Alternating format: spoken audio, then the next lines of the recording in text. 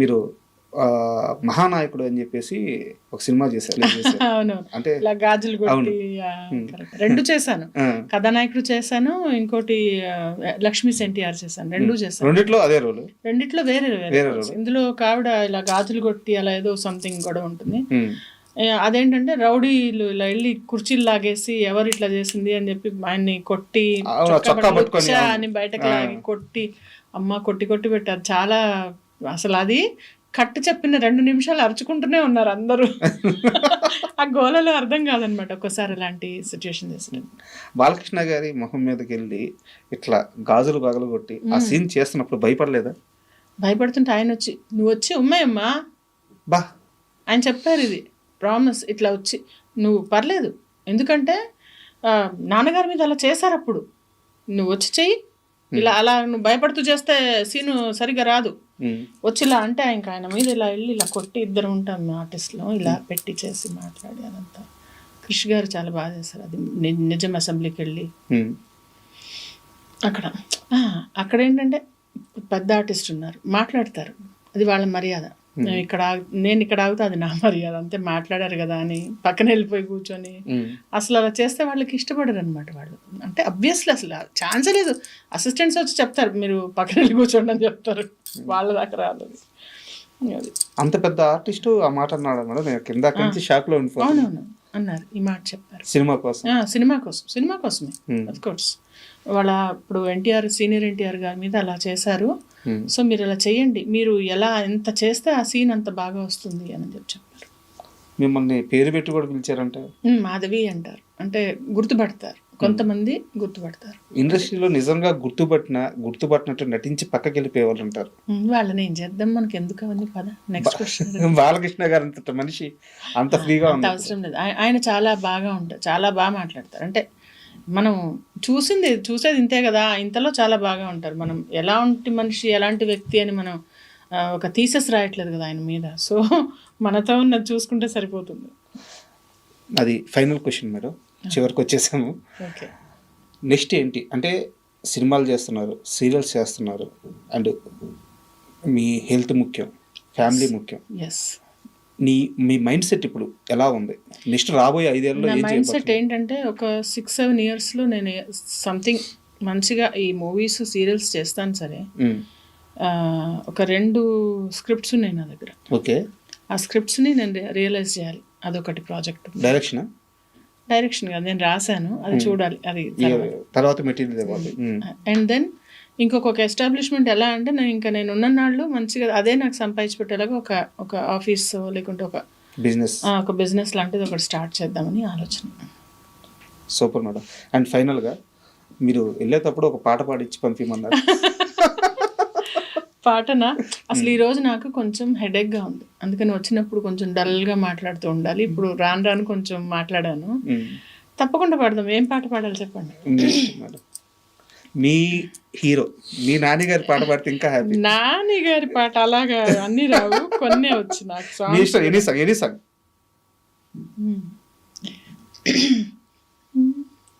మనసా నువ్వుండే చోటే చెప్పమ్మా, మనసే నీకేదో చెప్పాలందమ్మా, నిన్న మొన్న ఈ వైనం నాలో లేదమ్మా, ఈరోజేదో ఆనందం చంపేస్తోందమ్మా,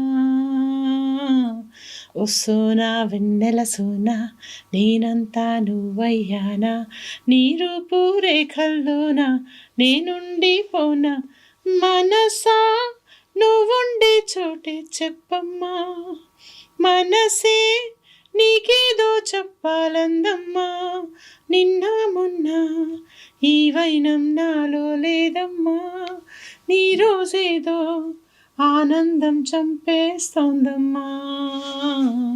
సూపర్ మేడం.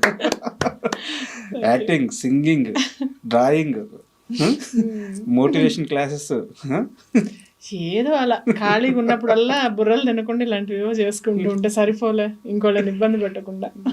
Super madam. అంటే చాలా ఇంటర్వ్యూలు చేశాను, కానీ నాకు ఏంటంటే ఇది నాకు ఇంటర్వ్యూ కాకుండా మీతో కన్వర్జేషన్ కావాలనుకుని కూర్చున్నాను. సో నా పర్సనల్గా నేను చాలా హ్యాపీ. అండ్ ఇంటర్వ్యూకి ఒప్పుకున్నందుకు కూడా చాలా చాలా thank you. Thank you so much. ఈ రాబోయే 5 ఏళ్లలో లేదా ఫ్యూచర్లో మీరు ఏవైతే ప్లాన్స్ వేసుకున్నారో వాటన్నిటిలో కూడా మీరు సూపర్ సక్సెస్ అవ్వాలని అండ్ ముఖ్యంగా హెల్తీగా ఫ్యామిలీ పరంగా కానీ అన్ని విధాలుగా హ్యాపీగా ఉండాలని మనస్ఫూర్తిగా కోరుకుంటున్నాను. Thank you so much. Thank you.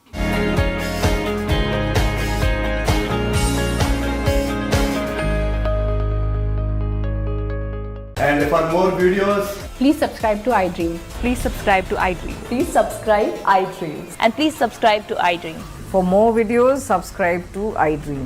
please like, share, and subscribe to the channel. Congratulations, iDream. Subscribe to iDream. Subscribe to iDream. So subscribe to iDream Media. iDream ki iDream team andarki huge congratulations. Please subscribe iDream Media. Please subscribe to iDream. Subscribe iDream. Please subscribe to iDream.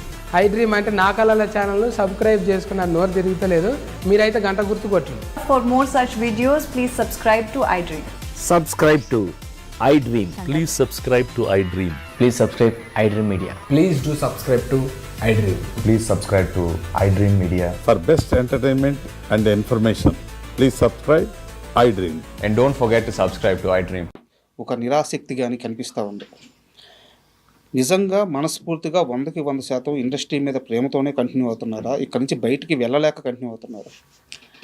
అంటే అది industry మీద ప్రేమతోనా లేకుంటే ఇంట్రెస్ట్తోనా అని కాదు. It is like my job. ఒక state bank of ఇండియాలో మా father work చేసేవాళ్ళు. ఆయన రిటైర్ అయ్యే వాళ్ళకు వర్క్ చేశారు, రైట్? రిటైర్ అయ్యే వరకు వర్క్ చేసుకుంటూ వెళ్ళారు. ఇప్పుడు నేను కూడా ఇండస్ట్రీలో వచ్చాను. ఇక్కడి నుంచి బయటకు వెళ్ళి మళ్ళీ if I have to earn, నేను ఒక ట్రైనింగ్ వెళ్ళి మళ్ళీ స్టార్టింగ్ నుంచి నేను స్టార్ట్ చేయలేను. ఆల్రెడీ ఎక్స్పీరియన్స్ ఉంది, యాక్టింగ్ వచ్చు, బాగానే చేస్తాను, వస్తున్నాయి, రాకుండా ఏం లేవు అవకాశాలు. మనం అనుకున్నవి రావు, అంతే కదా. ఇప్పుడు సపోజ్ మీరు ఒక 50,000 జీతం కావాలనుకుంటారు, మీకు 20,000 వస్తుండొచ్చు. కానీ అలా అని మీరు 20,000 తెచ్చుకోవడం మానరే, 50,000 కోసం ట్రై చేస్తూ ఉంటారు. సిమిలర్గా నాకు పెద్ద రోల్స్ కావాలి, పెద్ద టైటిల్ కార్డ్ రోల్ కావాలి అని ప్రతి ఒక్కళ్ళకు ఉంటుంది, ప్రతి ఆర్టిస్ట్కి ఉంటుంది. కానీ అక్కడ దాకా రావడం అనేది ఒక journey. It's a very long journey. So I'm in the process and I'm still doing it. నాకు డిసింట్రెస్ట్ లేదు. కొన్ని అంశాల పట్ల డిసింట్రెస్ట్ ఉంది. అంటే డిసింట్రెస్ట్ అంటే కొన్ని అంశాల పట్ల నాకు డిసప్పాయింట్మెంట్ ఉంది. డిసింట్రెస్ట్ కాదు, డిసప్పాయింట్మెంట్ ఉంది. అవి కంప్లైంట్ కూడా చేయనండి నేను, ఎందుకంటే ఎవరు వింటారు కంప్లైంట్స్? ఎవరు దాన్ని సరి చేయాలి? ఇదే ఒక స్ట్రక్చర్ ఉండే ఇండస్ట్రీ కాదు కదా. This is the only place where మొత్తం సిస్టమేటిక్గా ఉంటుంది, అలానే లేకుండా కూడా ఉంటుంది. సో ఫనీ థింగ్, కానీ ఐ డోంట్ రిఫార్మ్ ఎనీథింగ్. నా దగ్గర వచ్చినవి, నా దగ్గర ఉన్నవి, నా చుట్టుపక్కల ఉన్నవి చూసుకుంటూ, నా ఇల్లు చూసుకుంటూ నేను ముందుకెళ్ళిపోతే ఐఎమ్ హ్యాపీ. అంటే ఇండస్ట్రీలో 2 రకాల ఆర్టిస్టులు ఉంటారు మేడం. అంటే నేను చెప్పేది టైర్ 1 హీరోల దగ్గర నుంచి జూనియర్ ఆర్టిస్టుల వరకు ఎవరైనా సరే 2 రకాల ఆర్టిస్టులు ఉంటారు. సినిమానే జీవితం, సినిమానే ప్రాణం, ఇది లేకపోతే బతకలేమనే వాళ్ళు ఒకరు. ఇంకొకరు ఇది నా ప్రొఫెషన్, ఇక్కడ అవకాశాలు ఉన్నంత వరకు చేస్తాను, తర్వాత చల్తా, ఏదైతే అది అవుద్ది. దీంట్లో మిర్చి మాధవి ఏ రకం? Second type. ఇది ప్రాణం, ఇది నా సర్వస్వం, ఇది నా ఇది అని నేను అసలు అంత దేన్ని అనుకోను సార్. నన్ను నేను తప్ప, నన్ను నేను చూసుకుంటూ, నా కుటుంబం చూసుకుంటూ ముందుకెళ్తూ, ఇది నడవడం కోసం ఒక ఉపాధి కల్పించుకొని ఇందులో మంచిగా ఇచ్చింది మంచిగా చేసుకుంటూ ముందుకెళ్తున్నాను తప్పితే నువ్వే నా సర్వస్వం అని దేన్ని అనుకున్నా అది నీ జోలికి రాదు. అది అమ్మాయి కానీ, అది జాబ్ కానీ, అది ఎవరైనా కానీ అది వెగటైపోతుంది. ఏది అంత నీకు మనసుకు హత్తేసుకోకూడదు. అది నేను అస్సలు చేయనది. ఎందుకంటే డిసప్పాయింట్మెంట్స్ వస్తాయి కాదా? అంతే కదా. ఇప్పుడు అంతే కదా. ఏదైనా నేను ఇల్లు కడుతున్నా, బ్రహ్మాండమైన ఇల్లు కట్టాలంటే డబ్బులు సరిపోవు. ఆ సరిపోయిన వాటిలో కట్టిన దానిలో డిసప్పాయింట్మెంట్. ఇంకా దాన్ని ప్రేమిస్తే తుడిచి అక్కడే ఉండి నేను అందులోనే ఉండలేను, బయటకు వెళ్తే ఏదో పాడైందని. అంటే నువ్వు ఎక్సెస్గా ఎప్పుడైతే అబ్జెస్ అవుతావో ఏ విషయం గురించి అయినా, ఇట్ డజంట్ హెల్ప్ యూ. అంటే ఇక్కడ నాది ఒక కంటిన్యూటీ క్వశ్చన్. ఇప్పుడు ఆర్టిస్టులు చాలా మంది ఉంటారు, అవకాశాలు లేక సూసైడ్ చేసుకుంటూ ఉంటారు. వాళ్ళందరూ ఇలా సినిమాల నుంచి ఎక్స్ట్రీమ్కి వెళ్ళిపోయి ఆలోచించిన వాళ్ళే కదా. అంతే కదా. అది ఆర్టిస్ట్లే కాదు, ఎగ్జామ్స్ ఫెయిల్ అయ్యి ఎగ్జామ్స్లో చేసిన వాళ్ళు, లవ్లో ఫెయిల్ అయిన వాళ్ళు, ఆ సూసైడల్ టెండెన్సీ అనేది ఒక డిఫరెంట్ ఎమోషనల్ హెల్త్ గురించి అదొక సెపరేట్ టాపిక్. అంటే అలాంటి వాళ్ళు ఎందులో ఉన్నా సెన్సిటివ్గా ఉంటారు, హైపర్ సెన్సిటివ్గా ఉంటారు.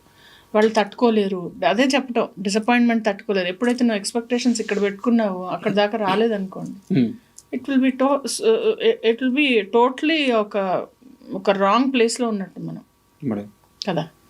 సో టఫ్ థింగ్స్ ఉన్నాయా, నువ్వు టఫ్గా ఉన్నావా, అదే. అండ్ మీ యూట్యూబ్ ఛానల్ చూస్తే మేడం కొన్ని షార్ట్స్ పోస్ట్ చేస్తూ ఉంటారు మీరు, చాలా అద్భుతంగా ఉంటాయి, మోటివేషనల్ స్పీకింగ్ లాగా, అంటే ఇన్స్పిరేషన్ కలిగించేలాగా ఉంటాయి. మీరు దానికి తగ్గ చదువు కూడా చదువున్నారు. నాకు నాకు తెలియదు అది ఏదో. నేను చదువుకున్నాను, పోస్ట్ గ్రాడ్యుయేషన్ అయింది, నేను సర్టిఫికేషన్స్ చేశాను. అంటే నేను ట్రైనర్ చేశాను అనమాట, సాఫ్ట్ స్కిల్స్ కార్పొరేట్ ట్రైనర్ అనమాట. మీరు ఇండస్ట్రీలో మానసికంగా ఇబ్బంది పడతా కొంచెం లోలో ఉన్న వాళ్ళకి మీ మాటలతో హీల్ చేసిన వ్యక్తి ఎవరు? అలాంటి సందర్భం ఏదైనా జరిగింది? అంటే పర్టికులర్గా కాదు, డెఫినెట్లీ నేను ఏమన్నా ఉంటే చెప్తానమాట, అక్కడ హెల్ప్ చేస్తాను. ఒక పర్టికులర్ ఈ వ్యక్తి అని కాదు, అక్కడ ఏదైనా జరిగితే అంతలాగా హర్ట్ అవ్వకూడదు. వ్యక్తి పేరు వద్దు, నాకు పర్టికులర్ ఇన్సిడెంట్ ఏమైనా చెప్తారా? అదే ఒక ఆవిడ అట్లనే తనకి నిడివి రావట్లేదు, అంటే లెంత్ రావట్లేదు, రోల్ రావట్లేదు అని చెప్పి చాలా ఫీల్ అవుతుంటే నేను ఒకటే చెప్పా, ఇది పర్మనెంట్ కాదు, ఇది వచ్చినా కూడా ఒక నలుగురు, ఇప్పుడు 5 వేళ్ళు కలిపి ఇట్లా ఒక పిడికిలైనట్టు అందరూ కలిపి ఒక సీన్ అవుతుంది, మన ఒక్కళ్ళ మీద తీయరు కదా, అర్థం చేసుకో, వచ్చింది చేసుకుంటాడు, ఇది కాదా ఇంకోటి చేసుకోవాలి, అంతేగాని ప్రాసెస్లో హర్ట్ అవ్వద్దంట నేను. నువ్వు అర్థం చేసేసుకుంటే థాట్ ఏదైతే నువ్వు ప్రాసెస్లో నువ్వు హర్ట్ కాకుండా ఉంటే ఇట్ విల్ బి బెటర్ అని చెప్పాను. అంటే ఒక స్ట్రాంగ్ మెంటాలిటీ, యాజ్ ఎ ఉమెన్గా ఒక స్ట్రాంగ్ మెంటాలిటీ, సబ్జెక్ట్ మీద సరైన అవగాహన, సరైన అప్రోచ్, ఇంత క్లారిటీ మైండ్ ఎలా వచ్చింది? ఎలా వచ్చిందంటే సిచ్యుయేషన్స్ తెచ్చాయి, నేర్పించింది. సిచ్యుయేషన్స్ నేర్పించాయి. చిన్నప్పుడు పెళ్లి కావటం, మంచి క్వశ్చన్ ఇది. చిన్నప్పుడు మ్యారేజ్ అవ్వటం, అర్థం కాకపోవటం, మనం ఇలా ఉంటే వాళ్ళు అలా ఉన్నారేంటి, లేకుంటే అదేంటి అనే క్వశ్చన్స్ చాలా వచ్చాయి నాకు at my early start of my career. జాబ్లో సడన్గా బాగున్న వాళ్ళు సడన్గా మనుషులు మారిపోయేవాళ్ళు, ఎలాగో ఉండేవి రిలేషన్షిప్స్. సో స్లోగా నేను అర్థం చేసుకుంటూ చూసుకుంటూ, ఓహో ఇది ఇలా ఉంటున్నారు, తెలుసుకుంటూ అలా అర్థమైంది. 17 ఏళ్ల వయసులో పెళ్ళైంది కదా మేడం? ఎస్, 17.5. ఎలా హ్యాండిల్ చేశారు ఎర్లీ లైఫ్, మ్యారేజ్? తెలీదు, ఏం తెలియదు. అంటే మ్యారేజ్ అయినప్పుడు అసలు అనుకోకుండా జరిగింది, మంచి సంబంధం చేశారు. కొన్ని ఉంటాయి కదా, యూ విల్ అంటే మేక్ మిస్టేక్స్ అండ్ లెర్న్. నాకు పెద్ద తెలిసేది కాదు, పని వచ్చేది కాదు. మా ఇంట్లో వాళ్ళు చాలా ఆర్థడాక్స్, చాలా క్లెన్లీనెస్ ఎక్కువ. నాకేం వచ్చేది కాదు, ఏం చేయడం వచ్చేది కాదు, వంట వచ్చేది కాదు, ఏం రాదు అసలు. జాబ్ చేసుకునేదాన్ని, వచ్చేదాన్ని, అలా ఉండేదాన్ని. తర్వాత చిన్నగా ఒక 4-5 ఏళ్ళు పట్టింది నాకు అది మళ్ళా తిప్పుకొని సరిగ్గా సెట్ అవ్వడానికి. అంటే వంట గురించి ప్రస్తావన తీసుకొచ్చారు కాబట్టి ఒక క్వశ్చన్, ఒక స్టార్ హీరోతో పులిహోర కలిపించారంట మీరు? కలిపించలే, ఏం లేదు. నేను తీసుకెళ్ళింది అందరికి ఇస్తాను యాక్చువల్లీ. తర్వాత వంటలు బాగా చేస్తాను. నేను అంతా క్యారీ చేసుకుంటాను. అంటే నాకు ఫుడ్ కొంచెం ప్రాబ్లం వల్ల, గ్యాస్ట్రైటిస్ వల్ల నేను ఇంటి నుంచి ఫుడ్ క్యారీ చేస్తాను. సో ఆ క్యారీ చేసింది అందరికి ఇస్తాను అనమాట. అయితే తను ఎలా చేశారు, బాగుంది అని చెప్పారు. ఎవరా హీరో?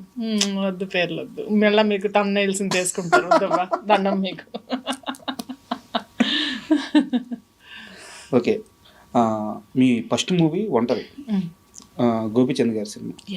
ఆ సినిమా ఛాన్స్ వచ్చినప్పుడు కానీ, లేదా సినిమాలో యాక్ట్ చేస్తున్నప్పుడు కానీ, నేను యాక్టర్ని అయిపోయాను, లేకుంటే నాకు అవకాశం వచ్చేసింది, ఎలాంటి ఒక ఎగ్జైట్మెంట్ కానీ, చాలా ప్లెయిన్ మైండ్తో ఉండేవాళ్ళంట. రాజా ఎలా అంటే, నేను ఏది ఉబ్బిపోను, ఏది కుంగిపోను. నాకు ఎందుకంటే నాకు వద్దు అసలు, అంత ఎమోషనల్ టర్మాయిల్ వద్దు నాకు.